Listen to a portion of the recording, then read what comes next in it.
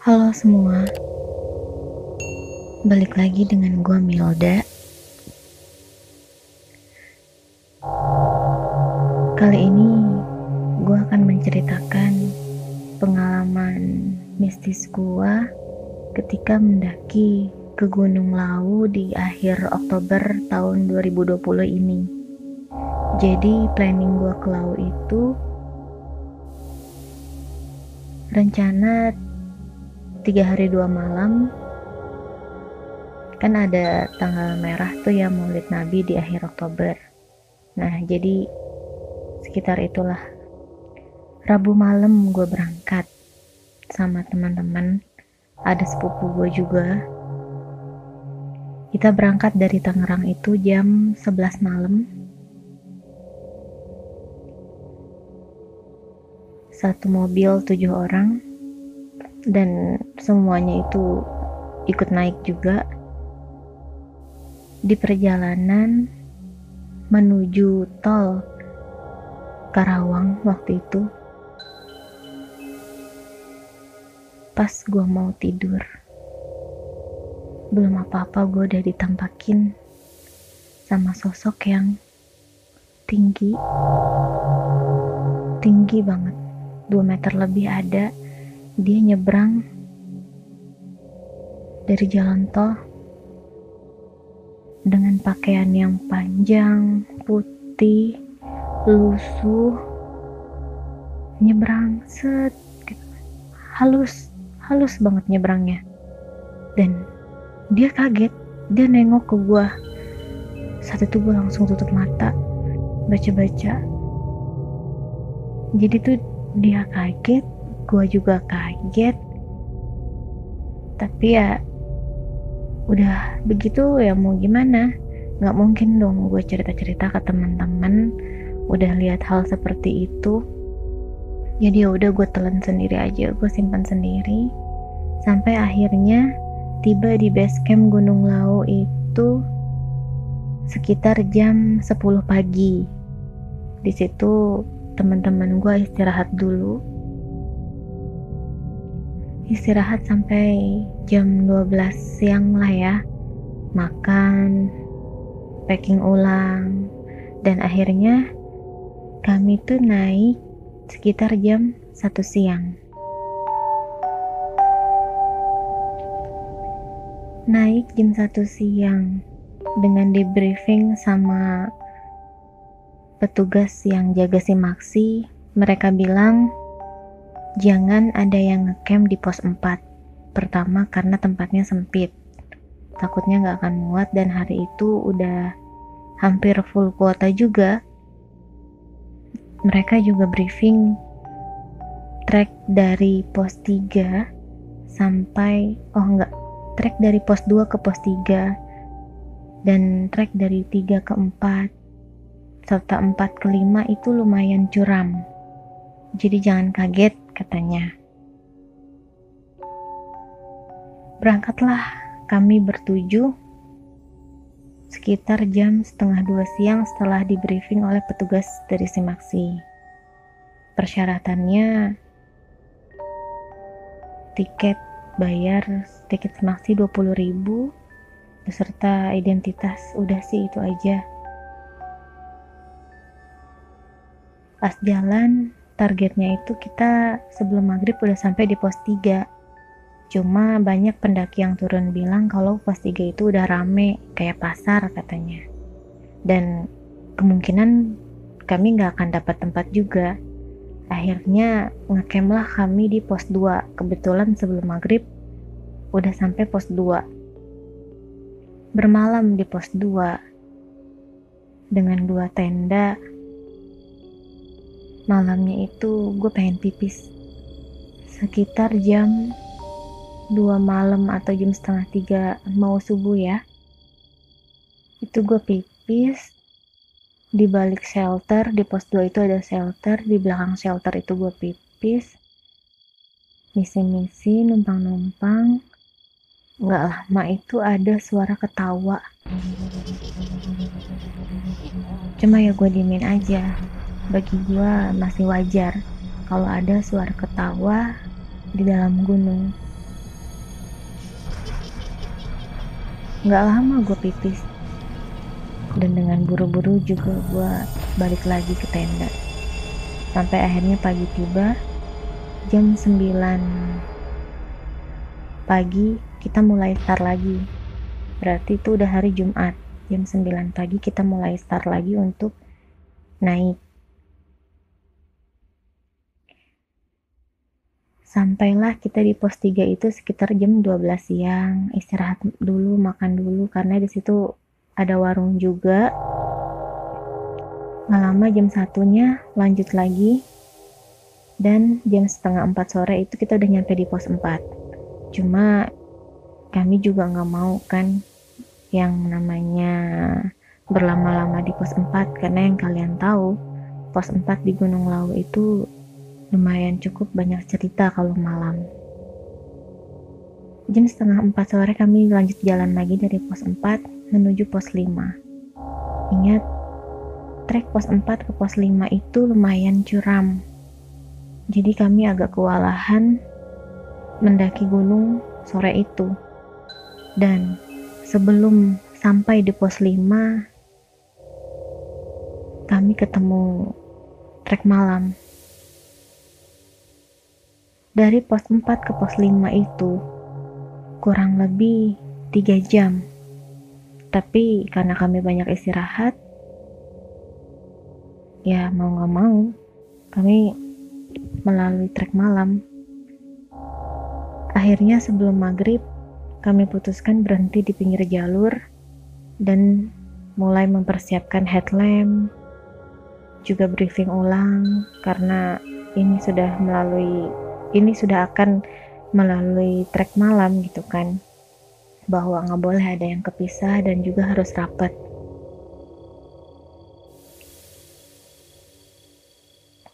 Akhirnya setelah istirahat, maghrib sudah lewat, kami lanjut jalan lagi.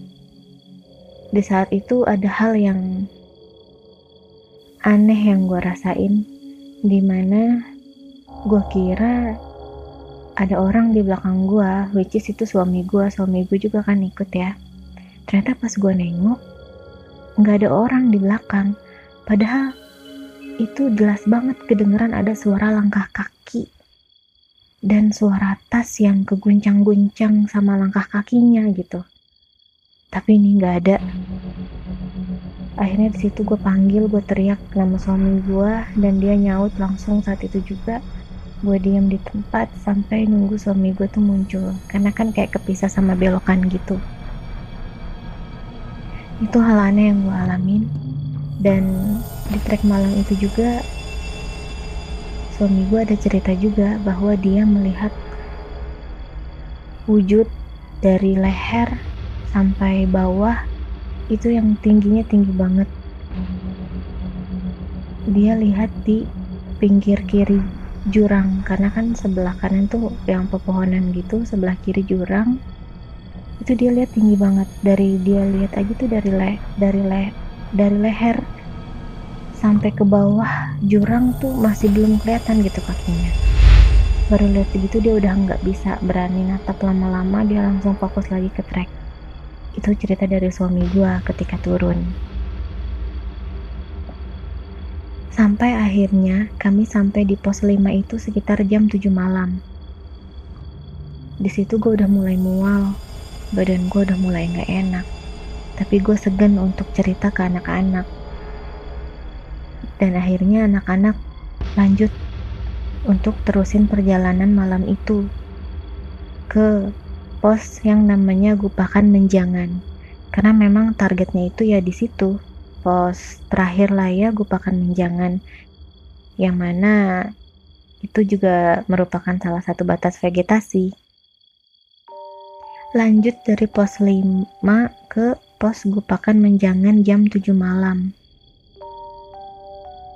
Di situ ada beberapa tanjakan yang harus kami lalui, dan gak lama temen gue Arif nih minta break. Dia mau ganti baterai untuk headlamp katanya. Kita break di pinggir jalur di trek yang agak menanjak. Dan selama teman gue ini Arif ganti baterai, gue ngeliat ke arah bawah. Gue lihat kayak ada sosok lagi naik gitu ya. Gue kira itu pendaki. Bahkan udah hampir keluar di mulut gue. Woi awas, ada pendaki mau lewat, tolong minggir. Gue udah hampir mau bilang begitu. Tapi ternyata pas gue pastiin lagi, kok pendaki nggak pakai headlamp, padahal posisi malam jam 7:30.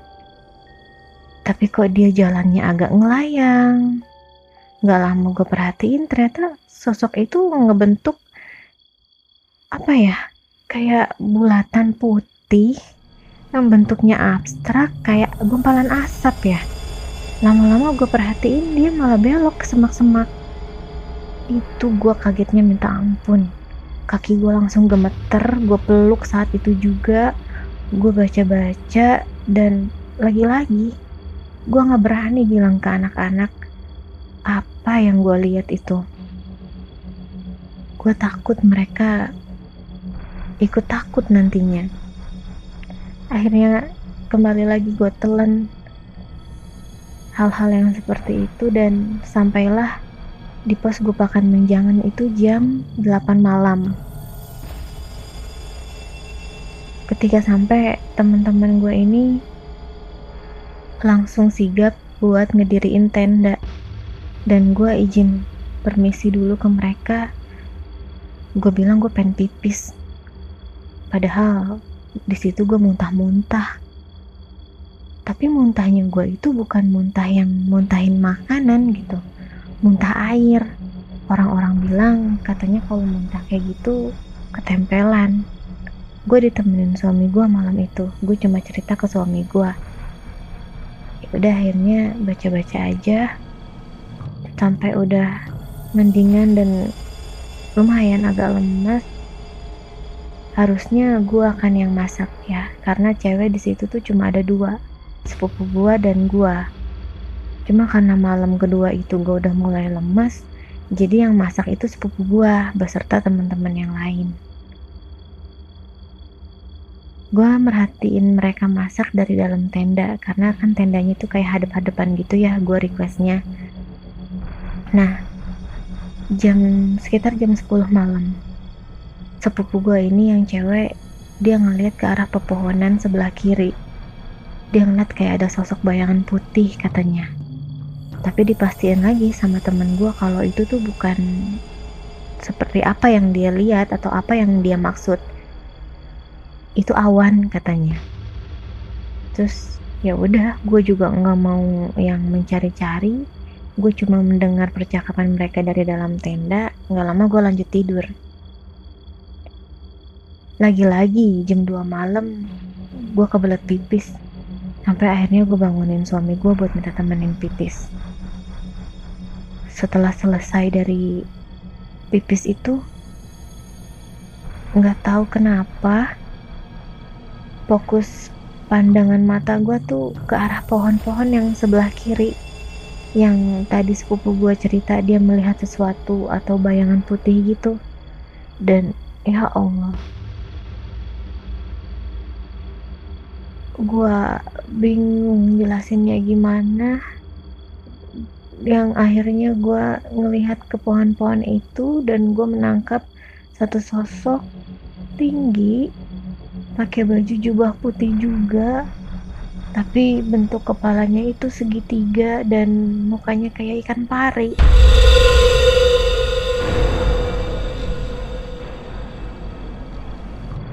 Gue bingung setengah mati, itu makhluk apa ya Allah. Cuma ya lagi-lagi gue cuma udah telan aja sendiri gitu ngeliat hal-hal seperti itu. Gue yang ya Allah, gue doa sebisa gue dan gue buru-buru juga masuk tenda. Entah surat apa aja itu yang gue baca. Sampai akhirnya subuh tiba dan kita rencana mau summit. Itu udah masuk Sabtu pagi.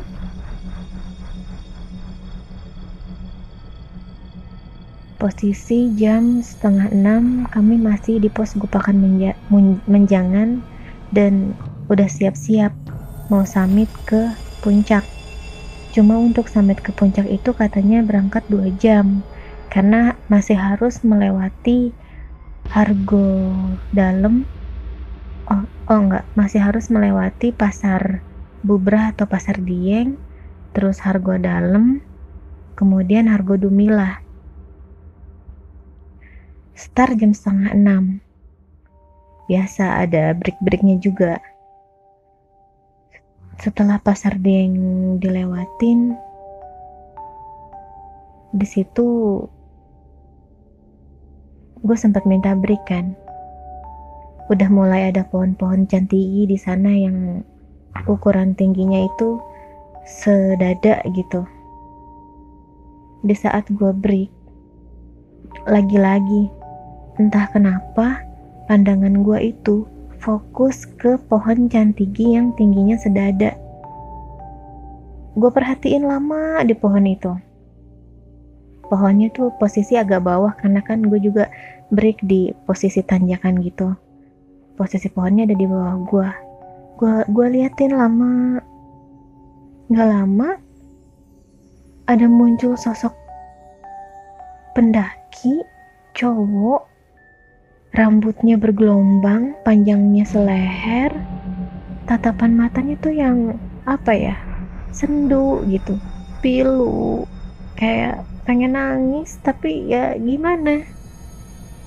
Gue nggak paham itu apa dan kenapa, ya Allah kok bisa gitu. Cuma ya gue ngoceh dalam hati. Gue bilang, lu mau minta tolong atau gimana? Gue nggak bisa, gue nggak paham, gue bilang. Dan nggak lama dari gue ngoceh dalam hati gitu, bayangan itu hilang. Lagi-lagi gue diem. Gue nggak cerita ke teman-teman gue telan sendiri. Dan akhirnya naik lagi sampai di Argo Dalam, di tempatnya warung Boiem. Di situ kami isi perut dulu, sarapan pagi. Di situ sampai kita jam 8:30. Dan ada toilet juga. Setelah selesai sarapan, kami lanjut lagi untuk ke puncak. Alhamdulillah sampai puncak jam 9:30. Agak gerimis pagi itu. Dan balik-balik dari puncak itu sekitar jam 10:30. Selesai foto-foto dan lain hal. Balik lagi jam 10:30 dan sampai tenda itu lumayan cepet. 11:30. Kalau turun memang lebih cepet ya dibanding naik. 11:30 sampai tenda, ya biasa bikin cemilan, kopi segala macem. Nggak lama hujan turun deras badai dan hujan itu nggak ada redanya, nggak berhenti. Yang mau nggak mau kami nginep lagi semalam di situ. Jadi malam minggu gue masih di pos Gupangan Menjangan. Diputuskanlah menginap karena nggak mungkin turun juga karena kondisi cuaca yang buruk, jalur juga pasti akan licin parah dan pasti akan ketemu trek malam lagi. Gue juga mikir ulang gitu. Tapi alhamdulillah malam terakhir gue nggak nemuin apa-apa lagi. Gue benar-benar gue telan. Nggak gue ceritain sama sekali karena pengalaman dari sebelumnya. Turunlah kami di minggu pagi. Sekitar jam 7 pagi kami turun. Dan sampai di base camp itu sekitar jam 2 atau jam setengah 3 sore lah. Dari situ biasa makan, mandi, siap-siap. Dan hujan mulai turun lagi disertai kabut. Sore itu kami gak boleh pulang sama orang base camp karena jarak pandang cuma sekitar 1-3 meter. Bahaya katanya. Akhirnya mau gak mau nunggu hujan reda dan kabut gak ada gitu. Akhirnya kami pulang jam 9 malam. Nah, jam 9 malam itu kita mulai turun, udah di mobil. Alhamdulillah gak ada yang kenapa-napa. Cuma suasana di mobil itu rasanya gimana ya, lumayan mencekam gitu, karena mungkin gue udah mulai cerita apa yang gue alamin saat itu, dan nggak ada yang lain pun, yang lain gimana ya, yang lain tuh nggak ada yang ngalamin apa yang gue alamin gitu. Jadi cuma gue sama suami gue aja yang ditampakin, yang lain nggak ada hal-hal yang aneh. Malah sepupu gue yang lagi haid pun juga tidak mengalami atau melihat hal-hal yang aneh di gunung. Tapi ketika di mobil pas turun dalam perjalanan pulang, sepupu gue mual-mual, dia muntah-muntah, dan muntahannya itu juga bukan muntahan makanan atau apa, muntahnya bener-bener real air. Sampai dia minta tolong ke gue untuk pijitin lehernya di belakang. Gue pijitin, dan gue pas pijit juga gue malah keikutan mual juga. Dari situ langsung gue baca-bacain ayat-ayat suci Allah. Alhamdulillah nggak kenapa-napa. Gue khawatir, gue juga agak panik, tapi harus tenang. Dan alhamdulillah masa-masa itu terlewati. Dan saat itu juga temen gue yang lagi tidur juga dia ngalamin rep-rep, gak nyaman katanya. Tapi ya balik lagi, setelah itu tidak ada kejadian apa-apa. Jadi itu dia guys, pengalaman gue ketika mendaki Gunung Lau, yang rencananya 3 hari 2 malam, akhirnya gue lalui selama 4 hari 3 malam gue di Gunung Lau. Bayangkan, gunung yang mendapat gelar menjadi salah satu gunung atau termasuk gunung yang banyak memiliki kisah mistis di dalamnya. Tapi ya dengan berbekal doa, insya Allah nggak akan kejadian yang seperti sebelum-sebelumnya. Jadi gua menghimbau kepada para pendaki, kalau mendaki itu memang banyak yang harus dijaga, termasuk attitude, mulut, dan ungkapan-ungkapan di dalam hati pun patut dijaga. Itu dia guys, cerita gua di Gunung Lau. Sampai ketemu lagi. Assalamualaikum.